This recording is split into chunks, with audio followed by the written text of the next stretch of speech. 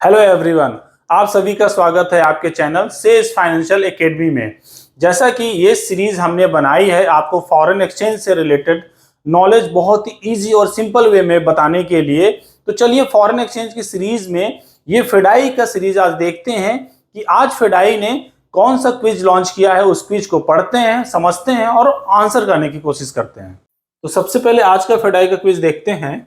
इसमें कहा गया है which one of the following is a valid distinction between NRI and overseas citizen of India card holder in respect to their account with AD Bank in India। तो कहने का मतलब क्या difference है, एक NRI है और एक OCI कार्ड होल्डर है, ठीक है, उसके बैंक अकाउंट में क्या डिफरेंस है जो वो इंडिया में होल्ड कर रहा है।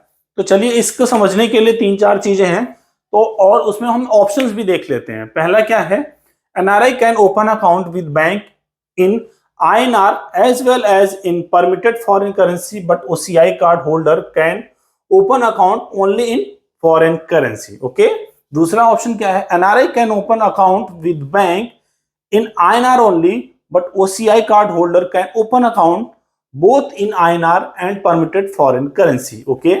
Third one, NRI cannot open SNRR account, but OCI card holder can open SNRR account. Okay, no distinction. तो इस क्वेश्चन को पढ़ने का और ऑप्शन को पढ़ने के बाद इसमें हमें तीन चार टेक्निकल वर्ड समझ में आ रहे हैं। तो सबसे पहले करते हैं हम लोग इन तीन चार जो टेक्निकल वर्ड्स हैं उनको समझते हैं, सो दैट ये क्वेश्चन इजी हो जाए हमारे लिए और फिर उसको आंसर करने की कोशिश करेंगे। तो चलिए वो टेक्निकल वर्ड्स को समझते हैं। क्या है एनआरआई, क्या है OCI कार्ड होल्डर, क्या है SNRR, ठीक है।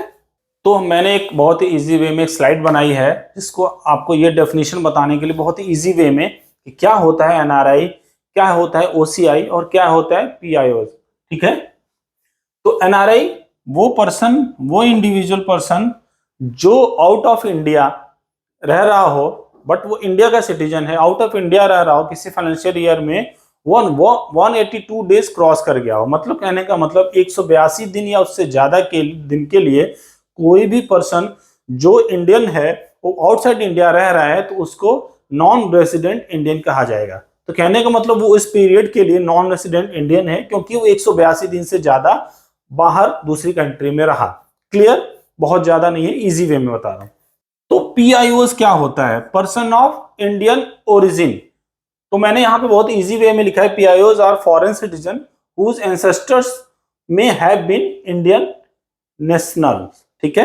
तो कहने का मतलब person of Indian origin, word से समझिए, वो पर्सन जो इंडियन ओरिजिन रहा हो, मतलब उसका एंसेस्टर, उसके फादर मदर, उसके ग्रैंड पेरेंट्स वो इंडियन रहे हो, उसको क्या बोलेंगे हम, PIOs, person of Indian origin. Indian origin मतलब वो पर्सन जो है उसका ओरिजिन कहीं ना कहीं इंडिया से। क्लियर। अब चलते हैं OCI क्या होता है, ओवरसीज सिटीजन ऑफ इंडिया। अब क्या होता है ओवरसीज सिटीजन ऑफ इंडिया का मतलब बहुत इजी वे में समझते हैं, is a form of permanent residency for people of Indian origin and their spouses.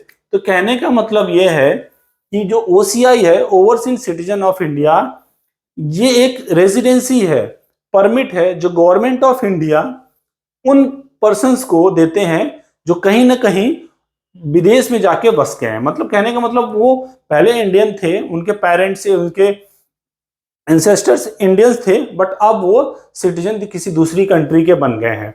अब वो इंडियन सिटीजन नहीं है, बट उनको क्या होता है कहीं ना कहीं कंट्री से कनेक्ट करने के लिए तो गवर्नमेंट उनको OCI कार्ड देती है, जिस ओवरसीज सिटीजन ऑफ इंडिया।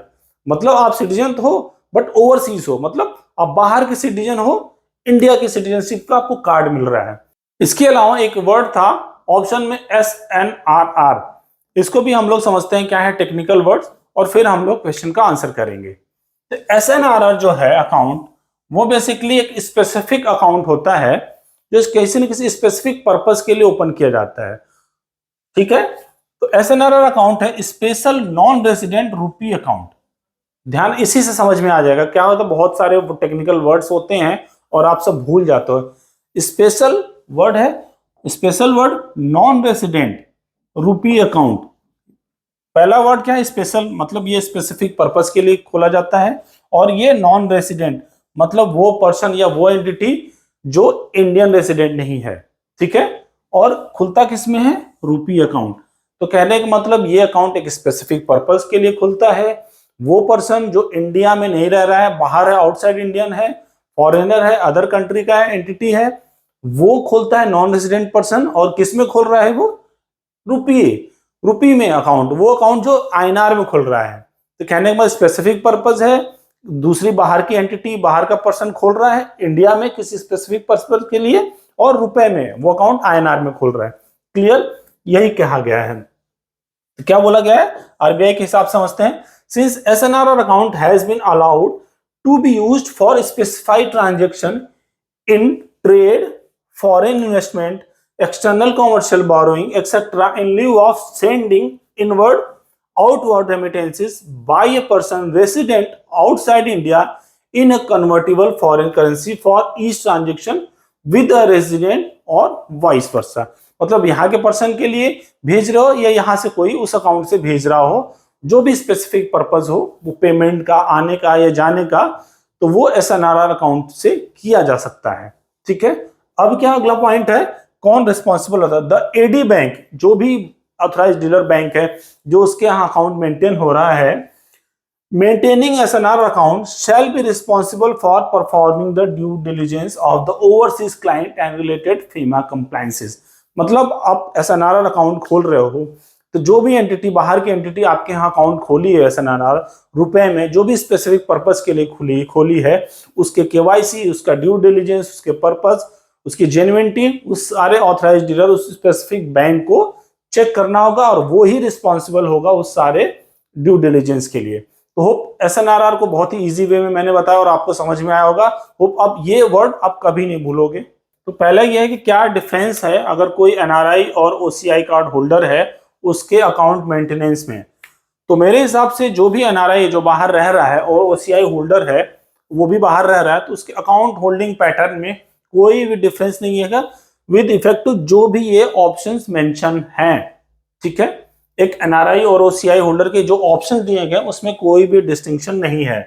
तो इन दोनों में क्यों डिस्टिंक्शन नहीं है, क्योंकि एनआरआई भी इंडिया में अकाउंट खोल सकता है रुपए में, और ओसीआई भी, वो भी फॉरेन करेंसी में एफडी कर सकता है, ओसीआई भी कर सकता है।